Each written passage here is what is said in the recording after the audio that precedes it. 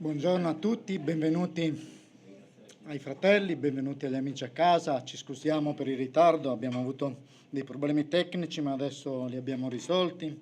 E volevo darvi il benvenuto con due versetti del Salmo 105. Celebrate il Signore, invocate il suo nome, fate conoscere i suoi prodigi fra i popoli, cantate e salmeggiate a Lui, meditate su tutte le sue meraviglie. E allora cantiamo proprio a Lui e celebriamolo con le nostre voci.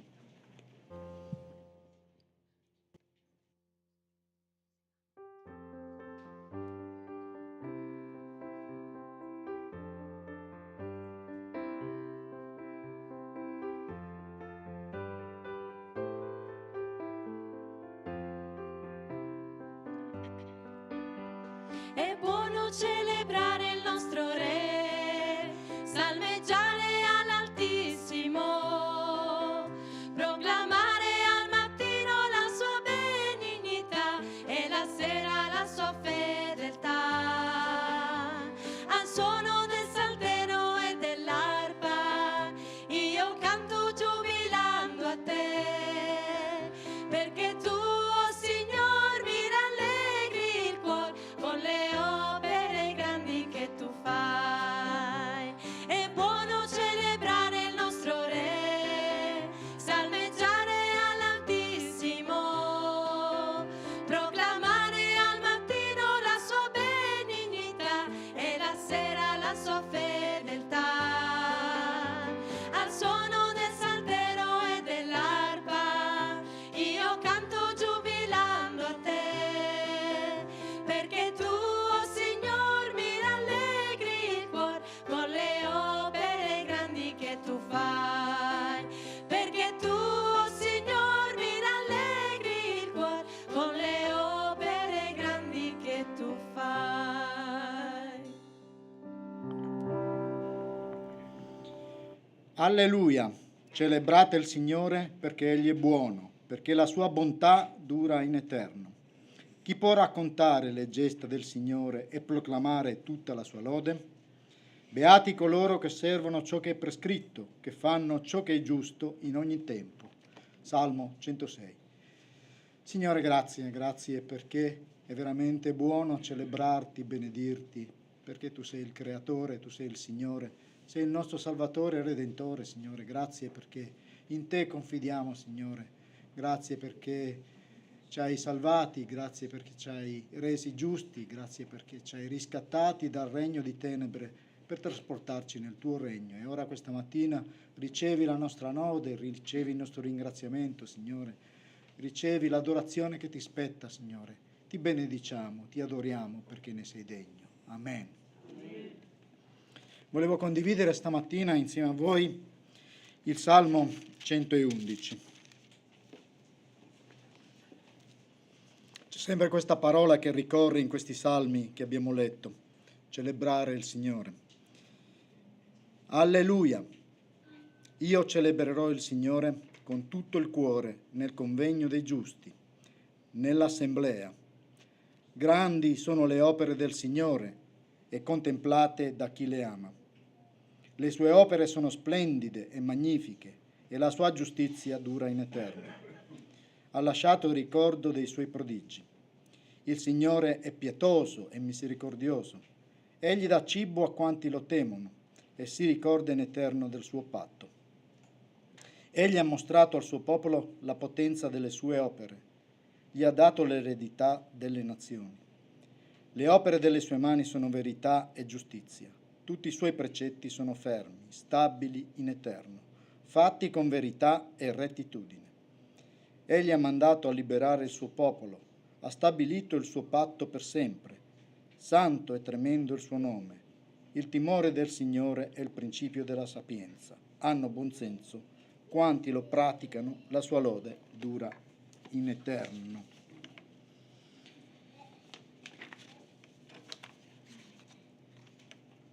In questi tre salmi, dicevo, abbiamo letto che c'è una parola che ricorre spesso, questo della celebrazione. Ed è sempre riferita a Dio questa celebrazione.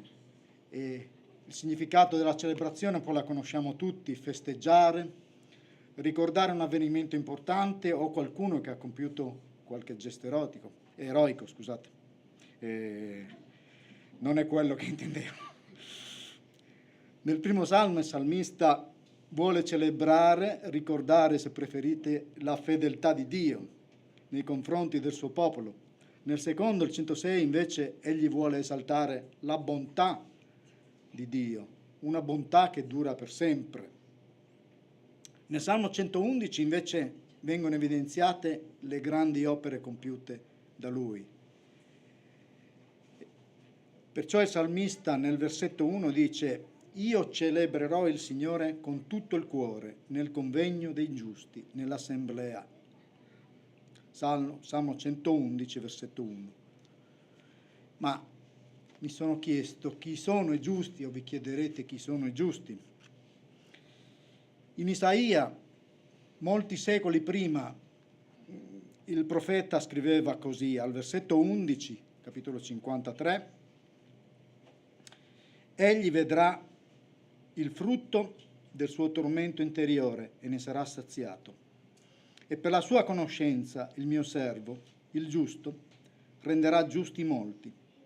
Si caricherà egli stesso delle loro iniquità». Isaia 53, versetto 11. Anche noi siamo stati resi giusti dall'opera di Cristo.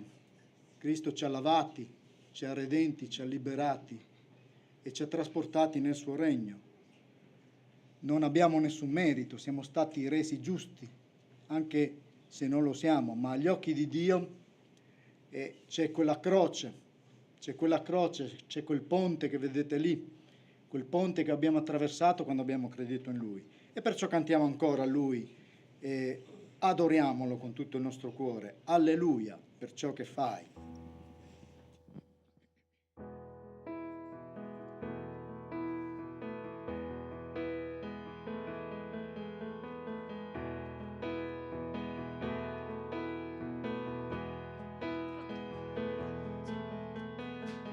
Creatore, Signore, mi hai salvato e ti loderò, potente per sempre, non sarò mai più lo stesso, perché tu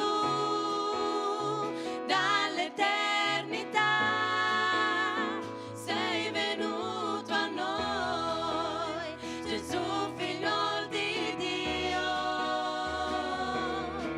Sei morto, risorto, tu vivi e regni in noi, ci mostri la via, dai al mondo libertà, alleluia,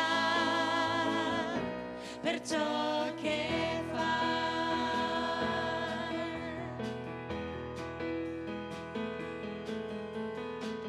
Creatore, Signore, mi hai salvato e ti loderò, potente per sempre, non sarò mai più lo stesso, perché tu dall'eternità sei venuto a noi, Gesù figlio di Dio. Sei morto, risorto, tu vivi e regni in noi, ci mostri la via, dai al mondo libertà, alleluia, per ciò che fai, alleluia, per ciò che fai, alleluia, per chi tu sei.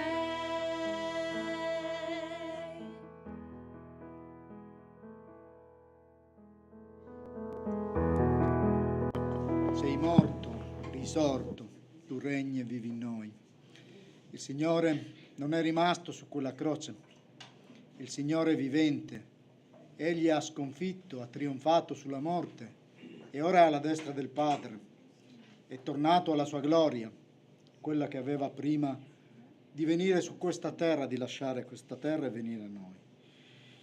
Alleluia, diceva questo canto, per ciò che fai, ma soprattutto alleluia per chi tu sei, il creatore, il Signore. Creatore, Signore, abbiamo cantato. Abbiamo visto nei salmi i vari motivi in cui il salmista esprimeva la sua lode, il suo ringraziamento, verso la fedeltà, verso la bontà, verso la misericordia di Dio. Siamo stati liberati e perciò abbiamo stamattina tanti motivi per poterlo adorare e ringraziare. E volevo invitare la comunità a pregare insieme. Invitiamo anche coloro che sono a casa, se volete unirvi a noi per adorare questo grande Dio, il Dio vivente e vero, il solo vero Dio, colui che ha creato ogni cosa. Preghiamo insieme.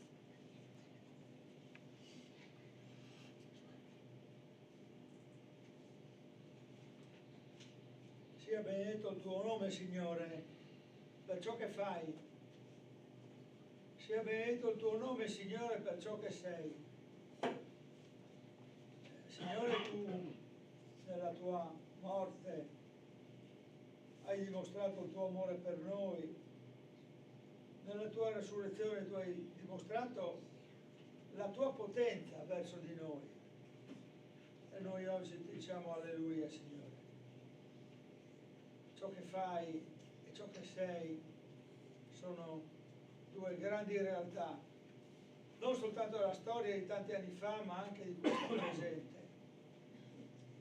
Sia benedetto il tuo nome, Signore. Sia glorificato il tuo nome in questa assemblea, Signore. Sia glorificato e benedetto il tuo nome in tutte le assemblee che questa mattina si riuniscono, che oggi si riuniscono in tutte le parti del mondo, Signore, perché la tua parola è stata predicata in tutto il mondo come tu hai comandato. Alleluia, Signore, per ciò che fai, alleluia per ciò che sei. Amen. Amen. Grazie caro Padre per questo nuovo giorno e per questo nuovo giorno. Grazie che ci hai fatto diventare figli tuoi. Grazie Signore che ci hai riservato un posto nel tuo santissimo luogo. Grazie Signore perché hai perdonato tutti i nostri peccati, ci hai liberato dalla schiavitù del peccato. Grazie Signore della tua misericordia, grazie della benedizione che hai dato a noi e a tutte le chiese del mondo. Grazie Signore per tutti i tuoi figli. Sia benedetto sempre il tuo santo nome, Dio Trino e Santo Immacolato. Amen e amen. Amen.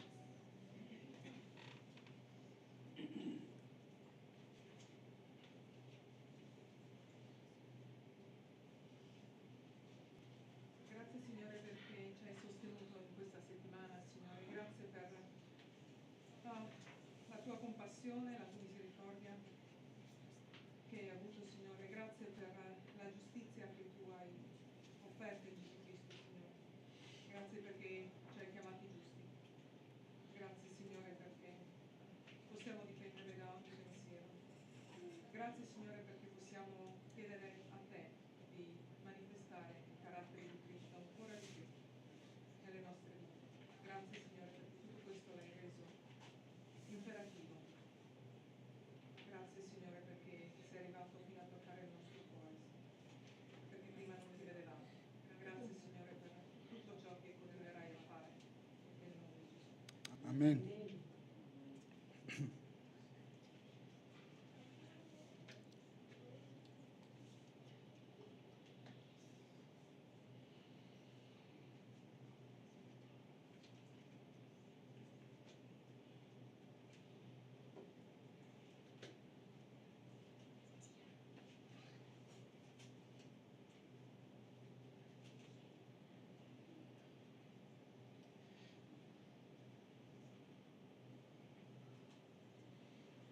Signore, grazie per le tue opere maestose. Grazie per la tua fedeltà, per la tua bontà. Grazie per ciò che tu sei, Signore. Grazie per ciò che hai fatto nell'umanità, Signore, nella tua Chiesa soprattutto. Grazie perché ci hai accreditato la tua giustizia, Signore. Ci hai resi giusti agli occhi tuoi, Signore. E agli occhi del Padre possiamo venire direttamente alla tua presenza grazie a quell'opera, Signore, che hai compiuto su quella croce, Signore, che è ancora valida. per chi ancora oggi vuole accettare quel dono, Signore, quel dono gratuito della tua grazia. Perciò, Signore, tocca i cuori di coloro che ancora non hanno conosciuto te. Attirali a te, Signore, con il tuo amore, con la tua misericordia, Signore. Tu puoi compiere l'opera che hai compiuto un giorno in noi e ti chiediamo di salvare, Signore, tutte le persone che ti stanno cercando. Tu conosci i cuori, tu sai i momenti, tu sei i tempi, tu sei i modi per salvarli, Signore. Continua l'opera anche in noi, Signore, a camminare nella santità, a camminare come piace a te, Signore, ad essere avere timore di te nella nostra vita e ad essere un buon esempio per coloro che sono accanto a noi, Signore, sul lavoro, in famiglia, i fratelli, nella società, Signore, dove vogliamo risplendere come astri luminosi nel mondo, Signore. Aiutaci ad essere luce e non tenebre, Signore. Grazie perché tu sei il nostro Dio e a te vogliamo offrire questa mattina tutta la nostra lode e il nostro ringraziamento. Amen.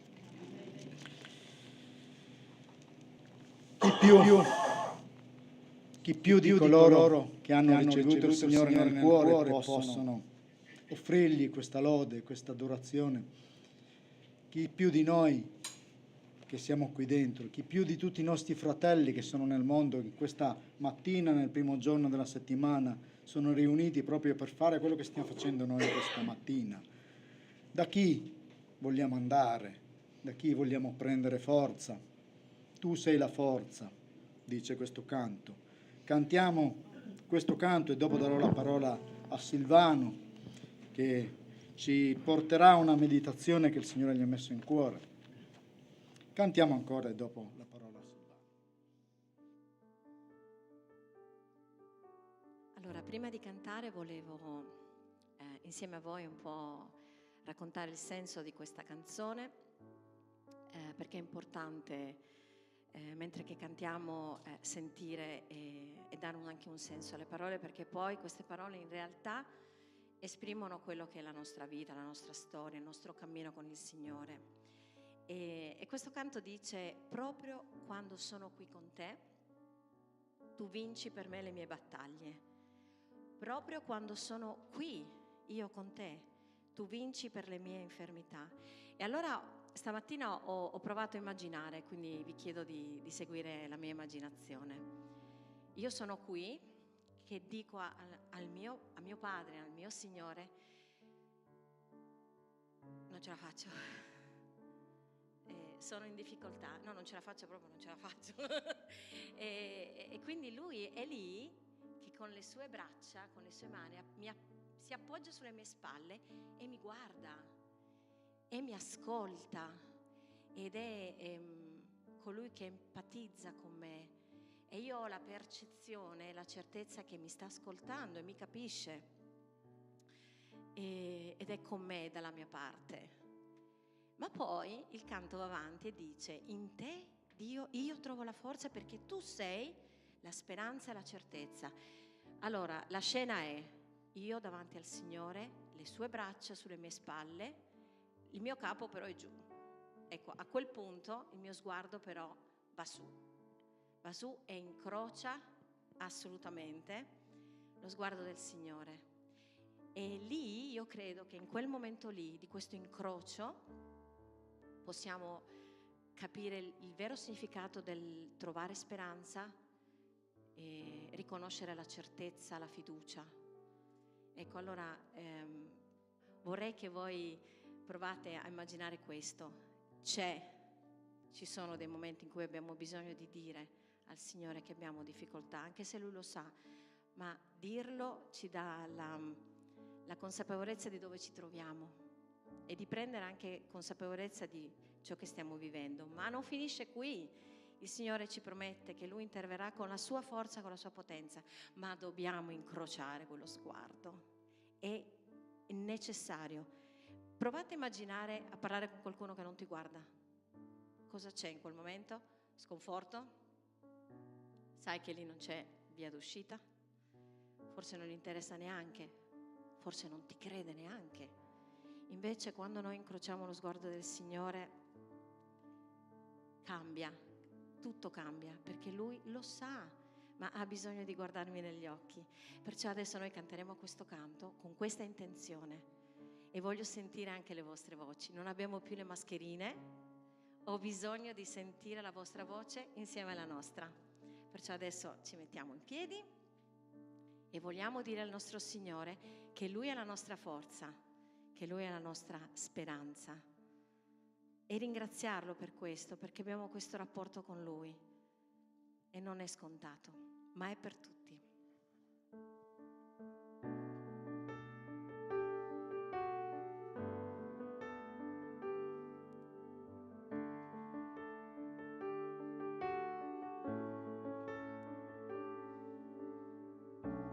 Proprio quando sono qui con te, tu vinci per me le mie battaglie.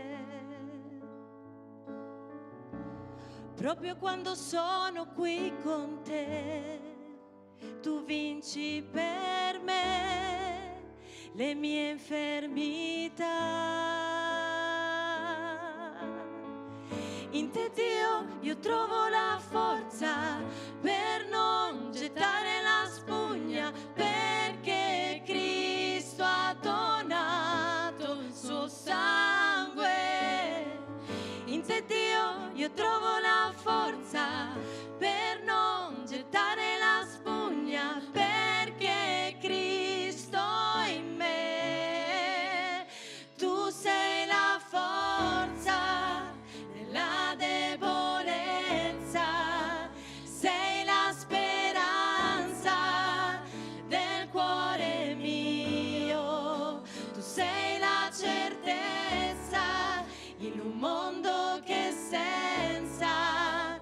Tu sei il mio Dio, non dubito.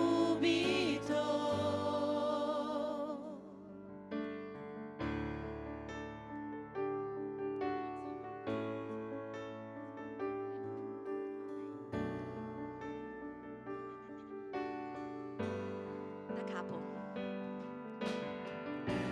Proprio quando sono qui con te, tu vinci per me le mie battaglie. Proprio quando sono qui con te, tu vinci per me le mie infermità. In te, Dio, io trovo la forza per non gettare la spugna, perché Cristo ha donato il suo sangue. In te, Dio, io trovo la forza per non gettare la spugna, perché Cristo in me. Tu sei la forza nella debolezza, sei la speranza del cuore mio. Tu sei la certezza in un mondo che è senza. Tu sei il mio Dio, non dubito.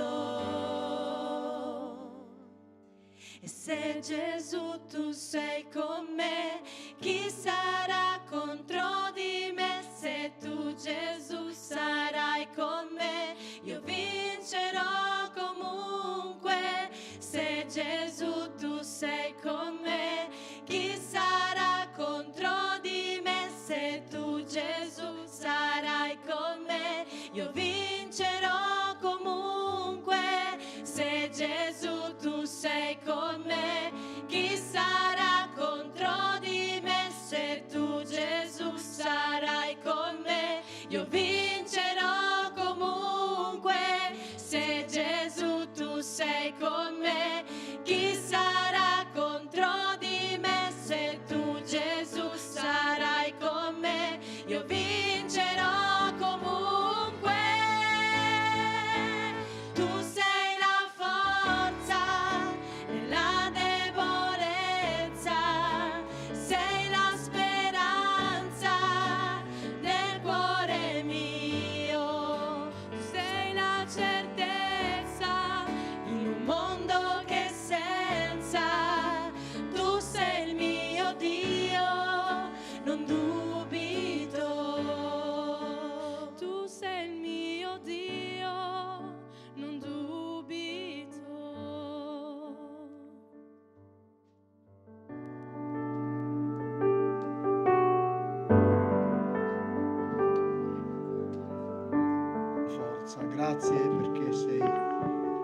vivente in noi. Grazie perché ci hai donato lo Spirito tuo, così ora benedici la tua parola e benedici il fratello Silvano, Signore. Guidalo tu e benedicilo grandemente affinché tutti possiamo essere benedetti dalla tua parola. Amen.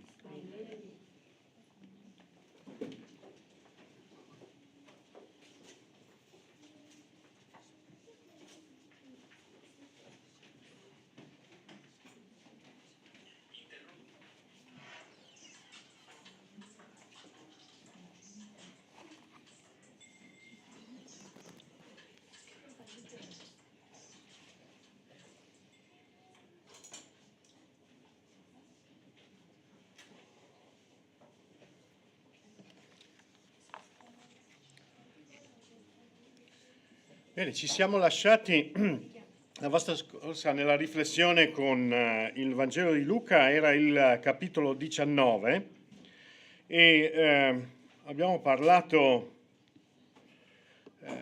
di una situazione particolare, un Gesù come spesso non lo immaginiamo, eppure un racconto che la scrittura include e come tale un racconto che ha un suo significato e un impatto anche nella nostra vita. Un Gesù quindi inedito, se vogliamo, almeno nel nostro immaginario comune, è un Gesù che manifesta la sua collera, e di collera abbiamo parlato, di una collera che è in questo caso una collera positiva, perché abbiamo detto che la collera è uno dei sentimenti fondamentali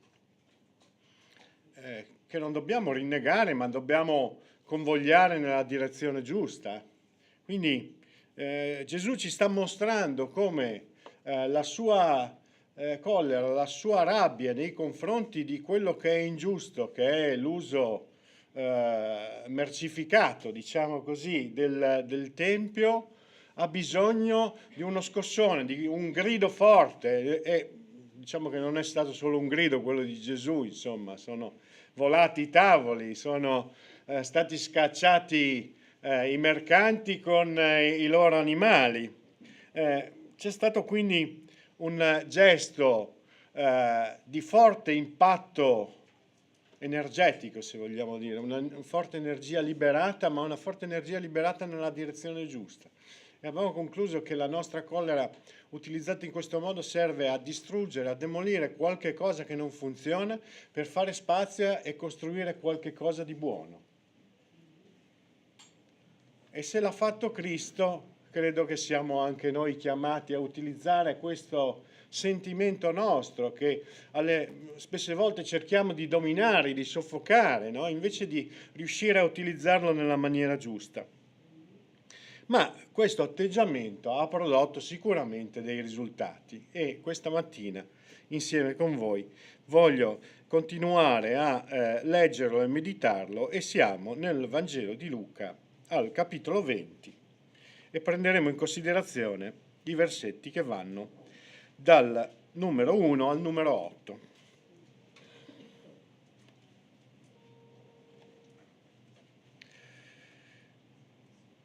In uno di quei giorni avvenne che mentre egli istruiva il popolo nel Tempio e predicava il Vangelo, sopraggiunsero i capi dei sacerdoti e gli scribi con gli anziani gli dissero: dici con quale autorità fai queste cose?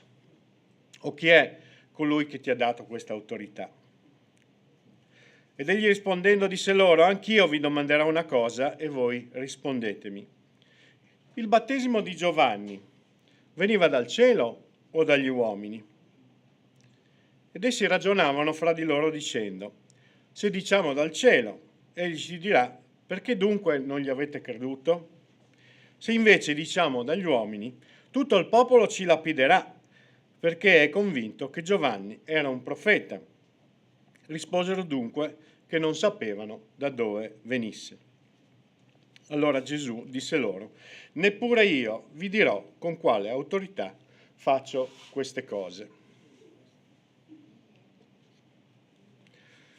Se avete pazienza di leggere l'intero capitolo 20, vi accorgerete che il racconto quasi per la sua interezza è composto da qualcuno che cerca di accusare, di incastrare Gesù, di metterlo in cattiva luce, e le difese che egli mette in atto per disinnescare questi tentativi. E se avrete la pazienza di leggere, vi accorgerete anche, ma ovviamente ci torneremo insieme più avanti, troverete anche che ci sono un sacco di modi per discreditare le persone, ma veramente tanti. Scopriremo che ci sono diverse e molteplici modalità per demolire la credibilità di qualcuno. La fantasia certamente non manca a queste persone che usano vari strumenti, da quello della provocazione, qualcosa che vedremo appunto oggi in questo brano, ma anche a quello dell'adulazione. Più avanti leggeremo anche di questo. E infine, per arrivare alla falsità, la condanna a morte di Gesù è l'accoglimento di una falsa testimonianza.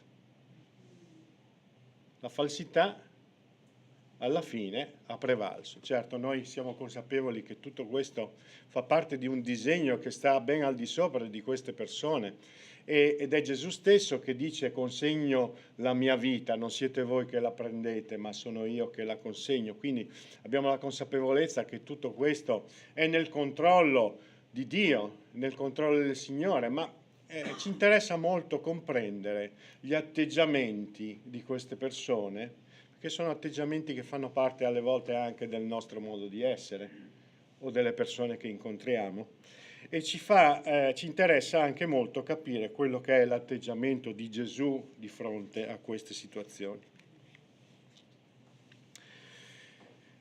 Arrivano quindi queste persone, dice Luca, e siamo al versetto 1, avvenne che mentre egli istruiva il popolo nel tempio e predicava l'Evangelo, sopraggiunsero i capi dei sacerdoti, gli scribi, gli anziani, e gli dissero: dici con quale autorità fai queste cose, o chi è colui che ti ha dato questa autorità? Quindi la questione che pongono queste persone si riferisce all'autorità. Interessante. Chi è che ti ha dato il permesso di fare queste cose? Vi è mai capitato di sentire? I nostri figli l'hanno sentito sicuramente. Chi ti ha dato il permesso di fare queste cose? Però in questo caso, fino a questo momento, la nostra autorità di genitore è ancora chiara, non so fino a quando. Qui invece ci sono delle parti invertite. In altre parole, la questione sta nel fatto di stabilire chi ti ha dato il permesso di fare queste cose. È ovvio che questa è una domanda strumentale. È una domanda strumentale. È un esplicito attacco alla sua credibilità. È l'ennesimo mattone messo su una campagna di odio nei confronti di Gesù. Una campagna di odio che viene da lontano. Finché Gesù non ha dato fastidio a nessuno, non è stato oggetto dell'attenzione di nessuno. Ma quando Gesù ha cominciato a toccare gli interessi e le sensibilità di alcuni, ecco che si è attirato su di sé questa che io definisco una vera e propria campagna d'odio. Infatti la cosa viene abbastanza da lontano. È uno dei passaggi che ci mostra questo atteggiamento, questa attitudine, lo troviamo nel Vangelo di Giovanni, al capitolo 11, versetti che vanno da 45 a 50.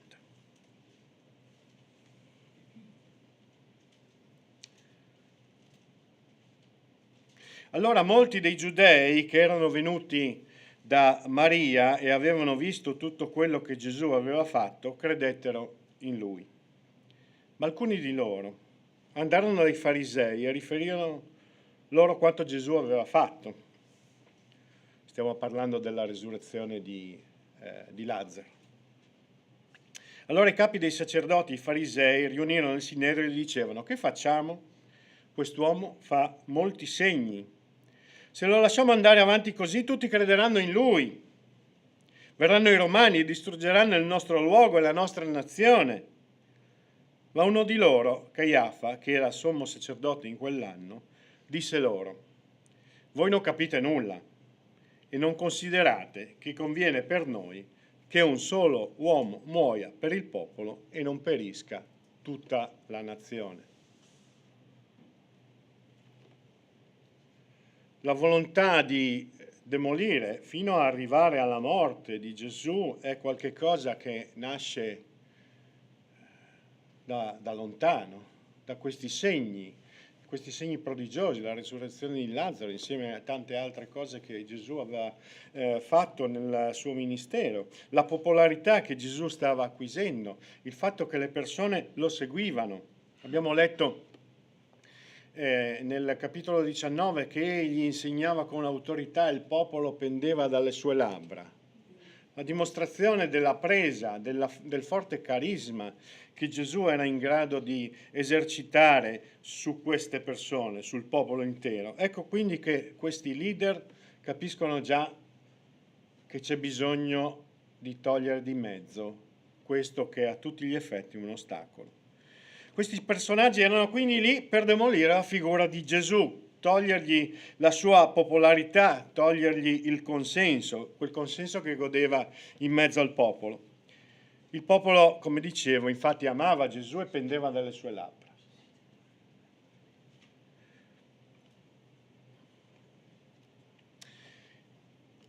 E di questo credo che possiamo imparare qualche cosa. La domanda che fanno i capi, chi ti ha dato l'autorità di fare queste cose, è la stessa domanda che fanno tutti coloro che non accettano Gesù come proprio Signore e Salvatore. Chi non crede in Gesù, prima di tutto, mette in discussione la sua autorità. Con quale autorità tu vieni nella mia vita a decidere qualche cosa? Questo ci mostra come l'uomo, nonostante passino i secoli, sia fatto sempre nella stessa maniera, con la stessa natura, con gli stessi atteggiamenti. Quindi queste persone arrivano e gli chiedono: con quali autorità fai queste cose? Di quali cose stiamo parlando? A cosa si riferiva?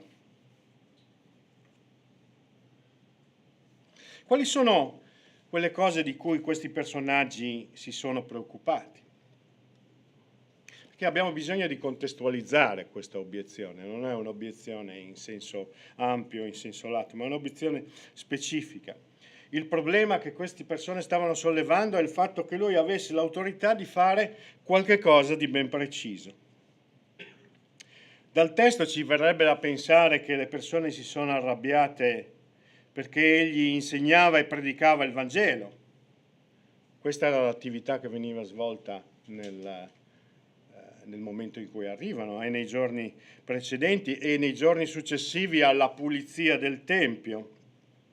Ma in realtà questo non credo che sia il problema principale, perché Gesù era riconosciuto come un maestro. Vi ricordate quando arrivano i discepoli e Gesù a cavallo in sella all'asino e i discepoli osannano e dicono: benedetto colui che viene nel nome del Signore, e gli dicono: maestro, fai tacere i tuoi discepoli.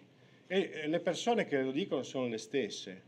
Gesù è a tutti gli effetti un rabbi, noi ci dimentichiamo molto spesso di questo, no? Egli era un maestro della legge, un maestro sicuramente atipico, però pur sempre un maestro atipico perché? Perché egli insegnava con autorità, questo la parola ce lo dice molto chiaramente, tu non insegni tu insegni con autorità, non come gli scribi e i farisei, dice il Vangelo. Questa solidità della predicazione, dell'insegnamento di Gesù non viene dai canali convenzionali. Un rabbi era il risultato di un insegnamento prodotto da un maestro riconosciuto rispetto a degli allievi. E vi invito a interessarvi di quello che era il percorso di un allievo per diventare maestro. Ci sono delle interessanti note su questo, al punto tale che uno dei requisiti era la conoscenza a memoria di tutto quello che era riconosciuto come il canone biblico. E questo era solo il punto di partenza, naturalmente. Poi c'era un affiancamento molto lungo, un seguire il maestro, imparare quotidianamente da lui, fino a che si arrivava a un certo punto in cui ci si poteva qualificare come maestro. Questi capi, questi rappresentanti erano quelli che in qualche modo ti davano una sorta di diploma, di patente, chiamiamola così, per essere a tutti gli effetti un maestro. Gesù è un maestro senza passare per questo canale. Però è talmente dominante, è talmente efficace la sua predicazione che anche queste persone in qualche modo, magari anche ingoiando un boccone amaro, riconoscono che Gesù è un maestro. Quindi il problema di cui stanno parlando queste persone non è tanto la predicazione di cui Gesù si stava occupando nel Tempio. Pertanto il problema era un altro. Il problema era questo, che chi ti ha dato, sto cercando di parafrasare, il permesso di ripulire il Tempio. Chi ti ha dato il permesso di mettere le mani sul centro del nostro potere. Il potere di questi personaggi ruotava intorno al Tempio e intorno alla città di Gerusalemme. Quello era il momento storico in cui queste persone esercitavano il loro potere limitatamente a queste aree.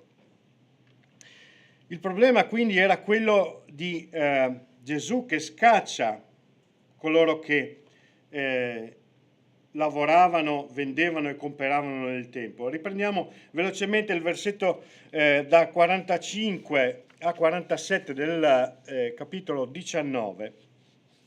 Dice: poi entrato nel Tempio cominciò a cacciarne fuori coloro che vendevano e comperavano, dicendo: sta scritto, la mia casa è una casa di preghiera, ma voi ne avete fatto un covo di ladroni.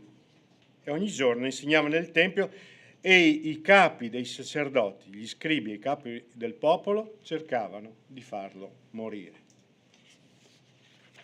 Gesù ha messo il naso nei loro interessi. Avrebbe potuto continuare a predicare? Certo, dava fastidio lo stesso, perché comunque il consenso che creava era un consenso importante, ma non poteva mettere le mani sui nostri interessi. Questo era il grande problema.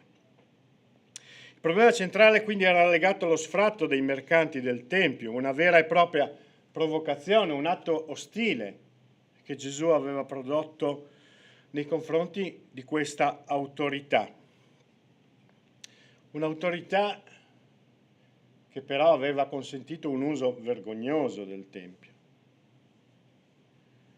Questi uomini che si fregiavano di essere così religiosi, così fedeli, erano gli stessi che consentivano e si arricchivano attraverso lo smercio, la compravendita, il cambio della moneta che avveniva nel luogo che era dedicato a tutt'altro, ma avveniva nel luogo dove loro avevano autorità.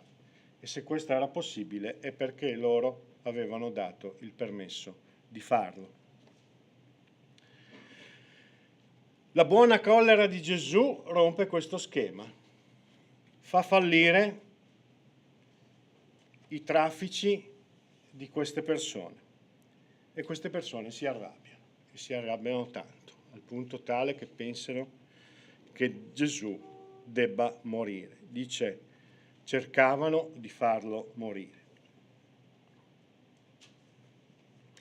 E questo ci pone un altro insegnamento, un altro principio. Essere costruttori di giustizia significa farsi dei nemici. Quando vogliamo fare le cose per bene, quando alziamo la nostra voce per affermare ciò che è ingiusto, e per riaffermare ciò che è giusto, in un legittimo sfogo della nostra collera, allora possiamo essere sicuri che avremo dei nemici. Operare per la giustizia significa trovare qualcuno che è contrario. E qualcuno contrario anche in una maniera accesa, fino al punto che queste persone vogliono far morire Gesù. Essere costruttori di giustizia ha un costo elevato. Ma chiediamoci chi sono questi contestatori. La parola ci dice che ci sono dei capi dei sacerdoti, degli scribi e degli anziani. Ora, i capi dei sacerdoti erano prevalentemente costituiti dalla fazione, non so come chiamarla, dal partito, dalla rappresentanza, mettiamola come volete, dei Sadducei. I capi dei sacerdoti erano costituiti nel loro numero in gran parte da Sadducei. I Sadducei erano dei personaggi religiosi che però avevano delle convinzioni dal punto di vista dottrinale abbastanza particolari e sicuramente in contrasto con le convinzioni di Gesù e con quello che anche noi crediamo attraverso la parola. Infatti i Sadducei non accettavano la resurrezione. Non credevano che ci sarebbe stata una resurrezione del corpo, non credevano negli angeli e erano, fra l'altro, antagonisti proprio per queste ragioni con i farisei. I farisei invece credevano in questo e c'era proprio all'interno del mondo religioso di Israele questo dualismo, questa contrapposizione, la destra e la sinistra, se si potesse politicizzare questo concetto, no? C'era uno che credeva in certe cose e c'erano gli altri che credevano esattamente il contrario di questo. E quindi i Sadducei credevano alcune cose che erano contrarie a quelle dei farisei e oltretutto i Sadducei probabilmente, anzi sicuramente per opportunità, tutto sommato erano abbastanza simpatizzanti dei romani. Ci andavano abbastanza d'accordo, no? Poi ci sono nel gruppo degli accusatori degli scribi, e gli scribi erano i teologi, i veri custodi della parola, i conoscitori della parola. Questi erano per la maggior parte farisei, non tutti, ma per la maggior parte farisei. Fariseo è un termine che oggi nell'uso comune è diventato, anzi forse sta per essere o è stato in parte rimpiazzato dal termine talebani. Fino a che i talebani non li conoscevamo, esprimevamo lo stesso concetto nella questione, nell'esprimere con la parola fariseo, questa essere integralisti, essere tutti di un pezzo, non smuoversi nemmeno di una virgola ed essere anche legalisti. E conosciamo molto bene le accuse fatte ai discepoli di Gesù che non rispettavano il sabato, che non si lavavano le mani come la tradizione, fino ai limiti imposti nell'attività del sabato. Il sarto non poteva girare col lago in tasca perché era una sorta di attività illecita per il sabato. Una visione integralista che spostava i confini della legge, ritenendo che la legge forse era troppo debole e c'era bisogno di mettere ulteriori limiti per essere proprio fedeli al massimo rispetto a quello che la parola conosciuta al momento richiedeva. Erano, come dicevo prima, la fazione contrapposta ai Sadducei ed erano anche profondamente antiromani. Terza componente di questo gruppo di accusatori sono gli anziani. Gli anziani nel periodo di Gesù erano un insieme di nobili, di persone importanti nel popolo di Israele, che erano componenti anche del Sinedrio, e questo era un gruppo abbastanza misto, un gruppo variegato, a cui interessava principalmente tutelare i propri interessi. Non è che si interessava molto di prendere parte uno rispetto all'altro, ma era piuttosto interessato a difendere i suoi benefici. Loro avevano una poltrona, tema oggi molto attuale, e cercavano di difenderla a tutti i costi, insomma, quindi assecondando il volere di chi era di turno al potere, quindi c'era una sorta di clientelismo. E quindi c'erano questi anziani che avevano una posizione comoda, nel senso che stavano sul carro di quello che comandava. Quindi se comandavano i romani stavano con i romani, se comandavano qualcun altro sarebbero stati con qualcun altro. Mettiamo insieme questi tre personaggi. C'era l'uno, il contrario dell'altro, e in mezzo altri che sostanzialmente potevano diventare qualsiasi cosa. Eppure si mettono insieme, formano fronte comune per andare a accusare Gesù. L'opposizione a qualcuno ha lo strano potere di coalizzare con loro che per loro stessa natura non sono stati fatti per stare insieme, ma che decidono di unirsi perché il loro scopo principale è distruggere qualcuno. E anche qui niente di nuovo sotto il sole. La storia, anche recentissima, ci mostra questo. La seconda guerra mondiale ha fatto sì che di fronte al nemico tedesco i russi e gli americani si siano trovati dalla stessa parte. Sappiamo poi quello che è successo quando questo nemico non c'è stato più e ce l'abbiamo ancora sotto gli occhi. E lo stesso sta succedendo anche oggi, in cui non voglio entrare nel fatto se è giusto o è sbagliato, faccio solo un'analisi, ma c'è un nemico riconosciuto che ha messo insieme praticamente tutto il mondo che è fatto di tutto e del contrario di tutto, che però trova unità di intenti nel fatto che c'è un nemico comune da combattere.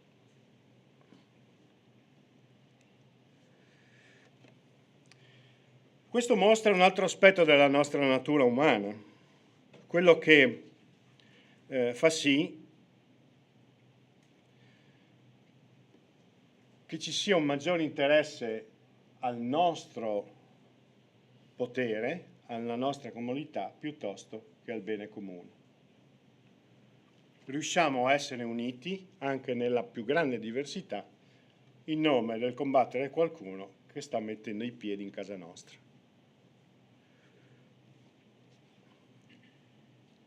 Possiamo quindi sintetizzare che non sempre l'unità è il risultato di vedute comuni,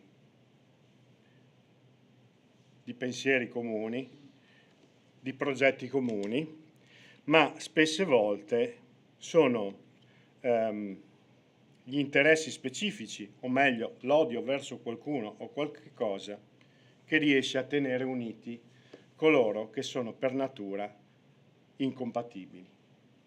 E qui ci troviamo di fronte proprio a questa situazione. Ma questa situazione, l'abbiamo detto adesso, è una situazione che riusciamo a riprodurre nel piccolo o nel grande nella nostra vita attuale.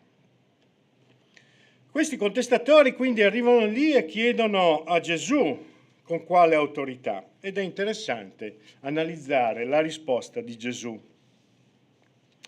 Versetto 3, Luca 20, versetto 3. Questa è la risposta di Gesù. Ed egli rispondendo disse loro: anch'io vi domanderò una cosa e voi rispondetemi. Il battesimo di Giovanni veniva dal cielo o dagli uomini? E, come capita spesso, le risposte di Gesù non sono delle risposte, ma sono delle domande. La risposta di Gesù quindi è in realtà una domanda che mette questi contestatori nella posizione di dover riflettere molto bene su quello a cui devono rispondere. Questo metodo è un metodo tipico dell'insegnamento rabbinico. Non fornire delle risposte, ma cercare di suscitare le risposte attraverso la riflessione. Questo modo quindi è un tipico modo di agire rabbinico. Gesù, che è a tutti gli effetti un rabbi, lo utilizza. Qualche commentatore, commentando questo, sottolinea che è uno straordinario strumento didattico e un buon insegnante lavora anche con questo tipo di attitudine. Quindi Gesù usa, e non solo in questo momento, usa in maniera sistematica, e lo ha usato in moltissime occasioni. Se avete pazienza di andare a cercare nei Vangeli, troverete molti esempi. Io ve ne propongo uno solo, che si trova nel Vangelo di Marco al capitolo 10, versetti da 17 a 18.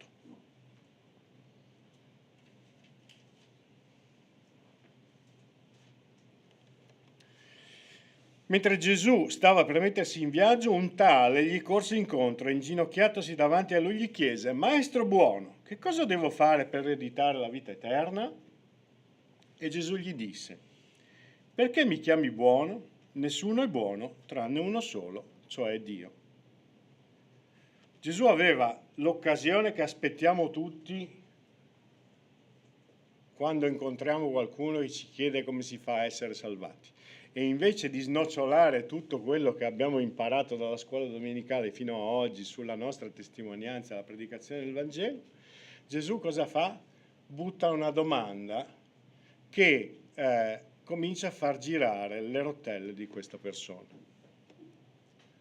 Comincia a far riflettere. Questo è un metodo, come dicevo, utilizzato dai buoni insegnanti che comprendono che la domanda, abbiamo parlato tempo fa del potere della parola, la parola è quella che riesce a far nascere i ragionamenti, i pensieri, e dai pensieri nascono le azioni. Questo è il modo in cui il Signore ci ha creato e ha progettato il nostro cervello.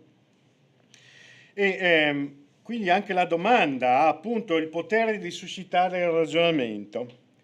Gesù, che è un ottimo insegnante, è anche un eccezionale psicologo, se non altro perché il cervello l'ha costruito lui e quindi ne conosce tutti i segreti, conosce perfettamente il cervello umano, essendo ne stato il creatore. Il cervello umano, se avete anche questo una curiosità da approfondire, recentemente è una scoperta che è fatta nel 1972 da un certo scienziato che si chiama MacLean, che ha ipotizzato, anzi ha dimostrato che il nostro cervello si può suddividere in 3 grandi aree.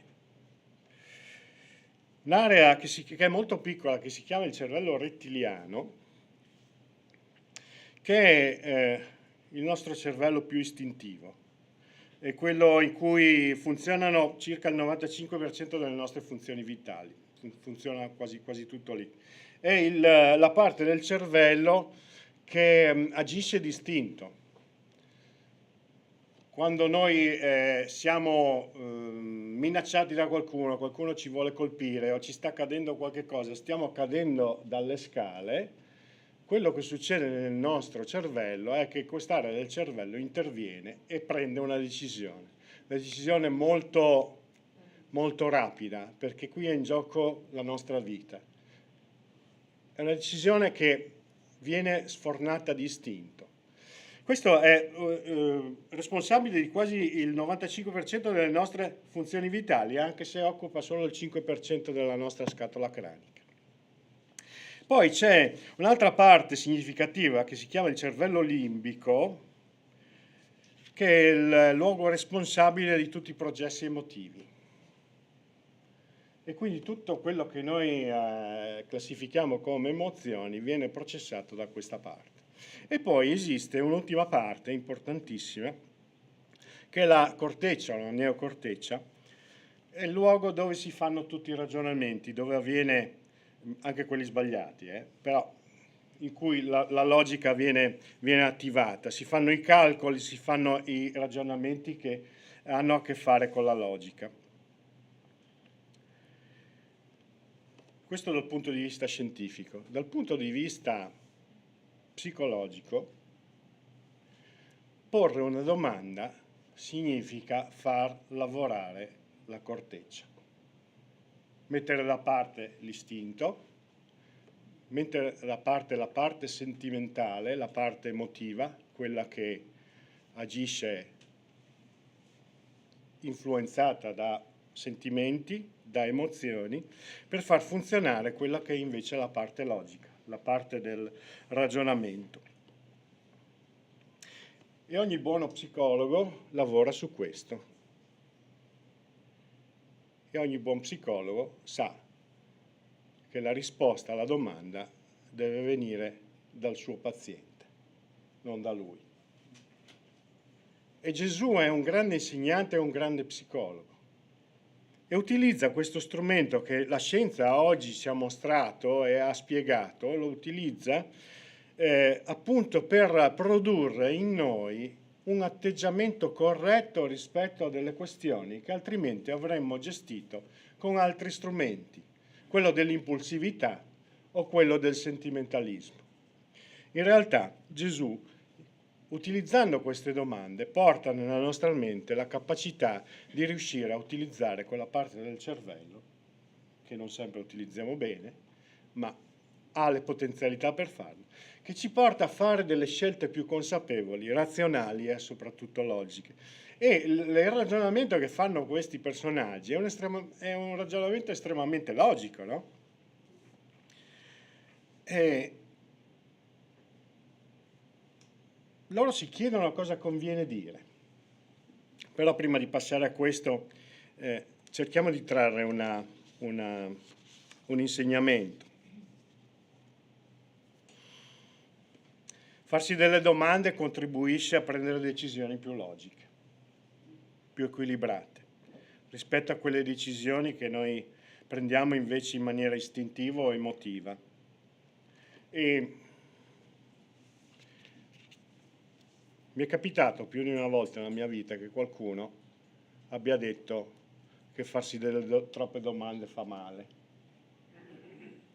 Beh, sappiate che qualcuno stava dicendo delle sonore fesserie, scusatemi il termine. Perché quando smettiamo di usare la nostra testa e di interrogarci anche in maniera seria, profonda, noi stiamo consegnando la nostra vita o alle nostre emozioni, o ai nostri istinti, o alle opinioni degli altri. Perché o agiamo d'istinto, quindi quello che sto pensando in questo momento è quello che determina la mia azione, oppure quello che io faccio è perché l'ha detto lui. Allora, quello che ha detto lui, non sto indicando nessuno di preciso, può essere una buona cosa, ma può essere anche una cosa assolutamente atroce e sbagliata, soprattutto quando questo lui non ha intenzione di fare delle cose buone nella vostra vita. E per natura siamo fatti così. Quindi non smettiamo mai di farci delle domande. Io rispetto a questo cito sempre un esempio che mi è molto caro, che è quello di Giovanni Battista. Non lo troviamo nei versetti, quindi la regia non si senta disorientata su questo. Giovanni Battista è in prigione e a un certo punto manda i suoi discepoli da Gesù per chiedergli: ma sei veramente tu il Messia? Giovanni Battista, che qui viene chiamato in causa, a un certo punto della sua vita ha un dubbio, si pone la domanda se effettivamente quel Gesù per cui lui ha predicato, per cui lui ha battezzato, sia effettivamente il Messia. E io dico sempre, se Giovanni, che è definito il più grande profeta mai nato da donna, da Gesù, ha bisogno di queste domande, chi sono io, chi siamo noi, per non aver bisogno costantemente di metterci in discussione rispetto a quello che crediamo sia giusto, non per rinnegarlo, ma alle volte per confermarlo. Giovanni aveva bisogno di una conferma nella sua vita, perché stava affrontando il momento finale della sua vita, gli avrebbero tagliato la testa di lì a poco, e lui lo sapeva abbastanza bene questo. Una domanda quindi, quella di Gesù, che disarma, che taglia le gambe. Versetto 3, Luca 20 da 3 a 6, dice: egli rispose, disse loro: anch'io vi farò una domanda e voi rispondetemi. Il battesimo di Giovanni veniva dal cielo o dagli uomini? Ed essi ragionavano fra loro dicendo: se diciamo dal cielo, egli ci dirà perché non gli avete creduto. Se invece diciamo dagli uomini, tutto il popolo ci lapiderà, perché era convinto che Giovanni era un profeta. Gesù pone una domanda che a prima vista sembra non c'entrare niente. Cosa c'entra Giovanni Battista, il battesimo di Giovanni Battista? In realtà questa domanda non è così casuale e ci stupirebbe il fatto che fosse stata la prima cosa che Gesù ha avuto in mente, quasi una sorta di indovinello. In realtà, citando Giovanni Battista, appunto, lo dicevo prima, Gesù tira in causa colui che era il designato a aprire la strada al Messia, a tracciare un percorso per l'avvento di Gesù. Il battesimo, la predicazione, il battesimo di Giovanni era un battesimo e una preparazione di purificazione in vista del Cristo. Giovanni, capitolo 1, versetti 29 e 31 ci raccontano questo.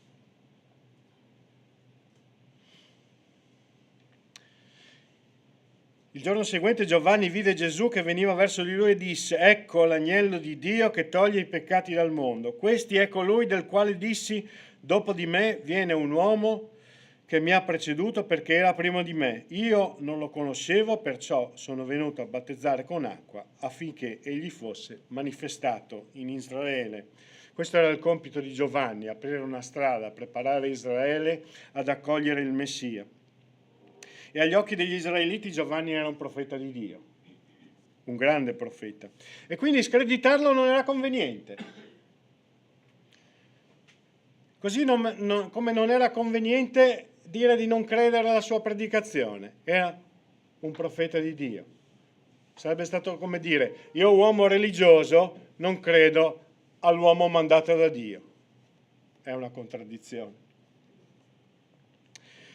La domanda, pertanto, non ha nessuna risposta conveniente. In realtà la risposta ci sarebbe anche, ma non è una risposta conveniente.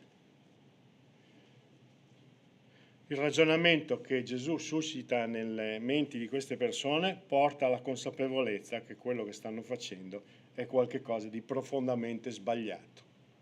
Qualsiasi risposta possono dare sarebbe una risposta di condanna.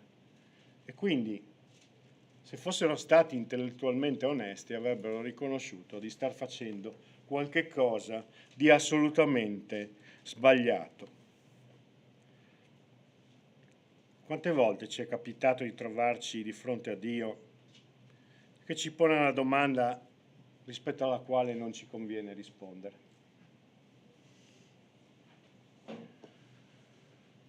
Io credo che se siamo abbastanza onesti, io credo di essere fra uno di questi che si è ritrovato spesse volte nella sua vita di fronte a una domanda che Dio mi ha fatto e alla quale, almeno per un certo momento, non ho avuto il coraggio di rispondere. Perché era quella domanda che serviva a guardare dentro di me e a mostrare che quello che io volevo fare, quello che avevo in cuore di fare, quello che mi sarebbe piaciuto fare era qualche cosa che non poteva stare in piedi agli occhi di Dio. Domandiamoci quindi se c'è mai stata, se ci potrà essere una domanda da parte di Dio alla quale non possiamo rispondere in maniera conveniente, perché quando la troveremo, questo sarà l'indicatore chiaro ed esplicito che quello che noi pensiamo di fare non va d'accordo con la volontà di Dio. Vorrei quindi concludere velocemente, perché il tempo è passato, riassumendo un po' quello che abbiamo visto. L'episodio che abbiamo esaminato ci consente di trarre alcune applicazioni nella nostra vita. Io credo di non sbagliarmi dicendo che siamo uomini e donne che hanno in cuore la giustizia.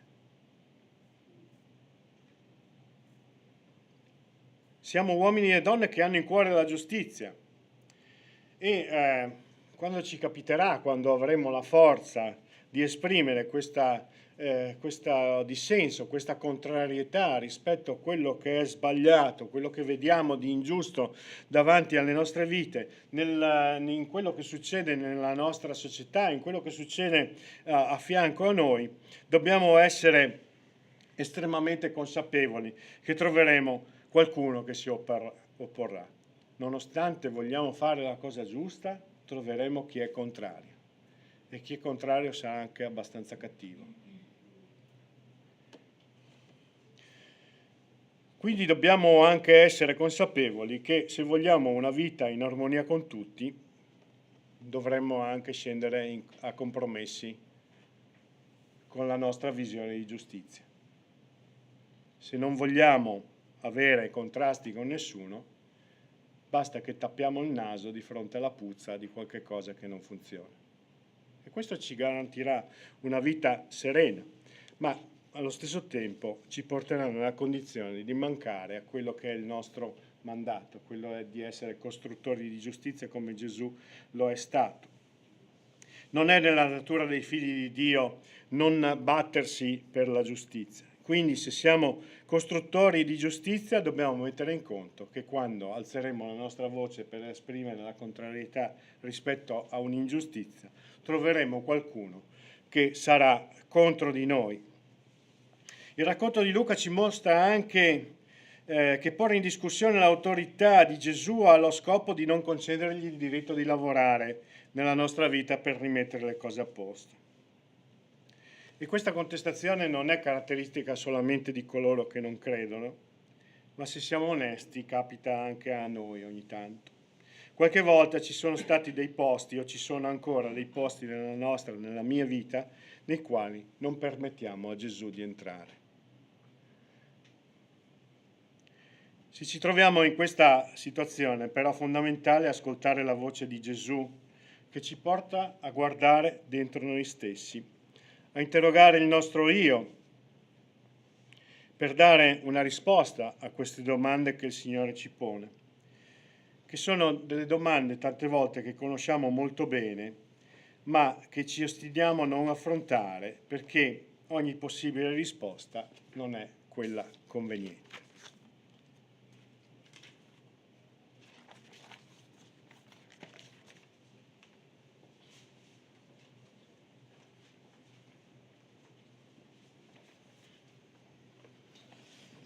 Grazie Silvano. Il Signore Gesù è un personaggio scomodo, è stato un personaggio scomodo per chi non crede, ma è Dio per chi crede. E quindi ancora oggi chi non si vuole sottomettere alla volontà di Gesù reagirà come hanno agito i farisei, i sadducei. Perché? Perché non è conveniente, perché invece di vedere colui che ha autorità su ogni cosa, come lui stesso ha detto, lui ha creato ogni cosa. Perciò questa mattina, perché se tu hai qualche dubbio, se hai qualche domanda, ascolta Gesù, vai alla sua parola, nella sua parola trovi le risposte.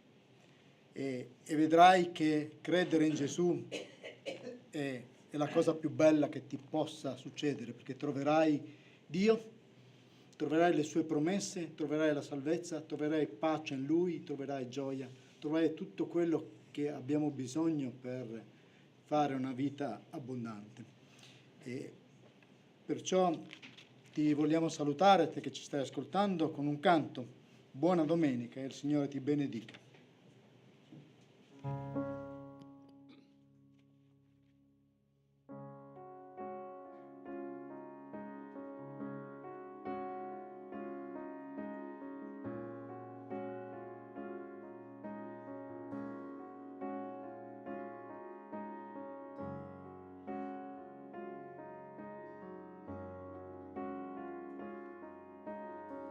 Solo in Gesù, nel sangue suo, io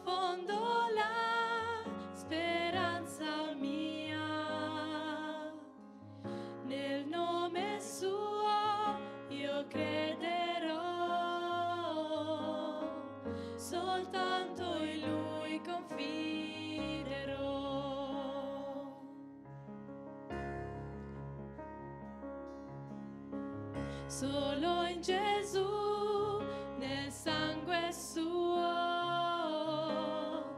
Io fondo la speranza mia, nel nome suo io crederò, soltanto in lui confiderò. Cristo, tu roccia sei, forza dai al debole, e nella tempesta so che sei Signore.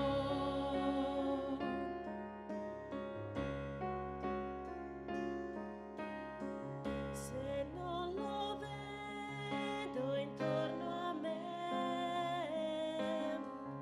riposo nella grazia sua.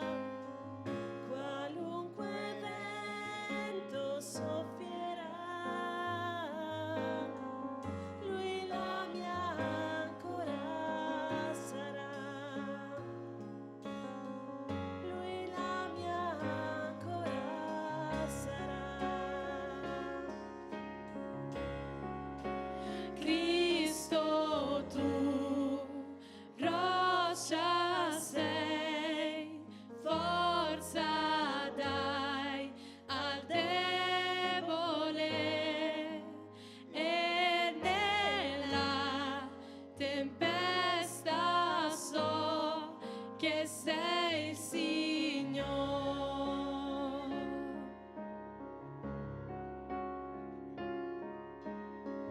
Vestito di giustizia sua, mi troverà quando verrà, senza più colpa io sarò, davanti al trono adorerò, davanti al trono adorerò.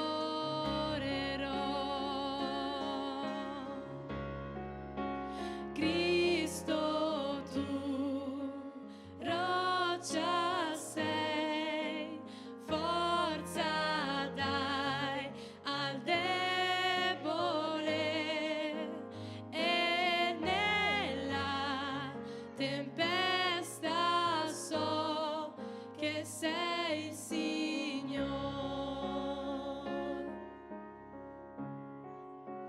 Cristo, tu roccia sei, forza dai al debole, e nella tempesta so che sei